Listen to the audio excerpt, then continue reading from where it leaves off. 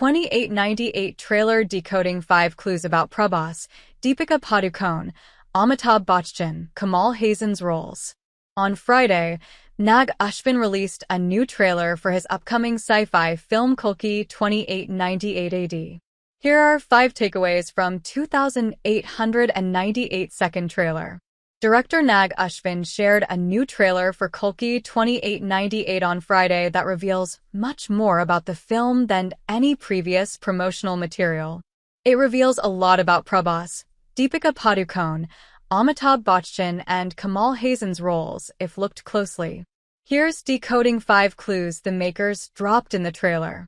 At the beginning of the trailer, Ashwatthama Amitabh seemingly tells -80 aka Samanthi Deepika, they say the whole universe resides in God. But God himself resides in your womb.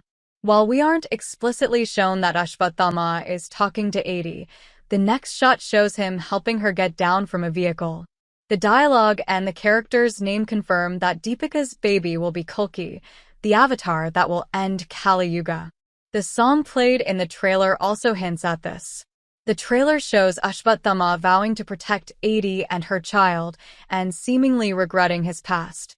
He even fights Bhairava Prabhas, who can only think of how the bounty on her will help him get to the complex.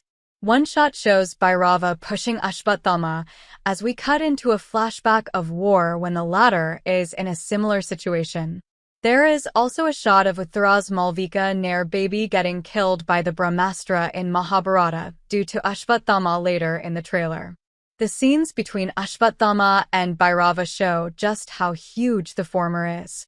He can easily throw numerous people with the flick of his hand like a Telugu hero, except it's believable here.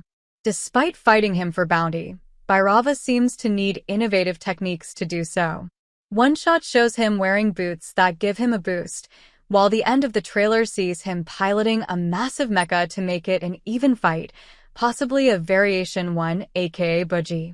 During Kalki 2898 AD's pre-release event, Kamal spoke about his character Supreme Yaskin and said, "I've always wanted to play the bad man, but I don't play a run-of-the-mill character here.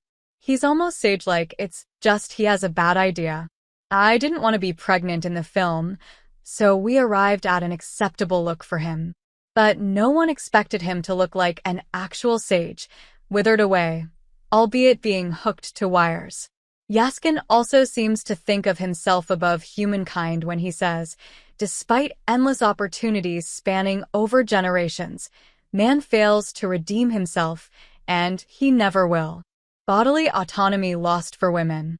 Despite his sage-like nature, Yaskin seems to be artificially impregnating women against their will at the complex. One shot shows a woman crying out in pain inside a pod as a contraption digs into her stomach. The shot before it shows 80 and several other women looking on with trepidation in their eyes.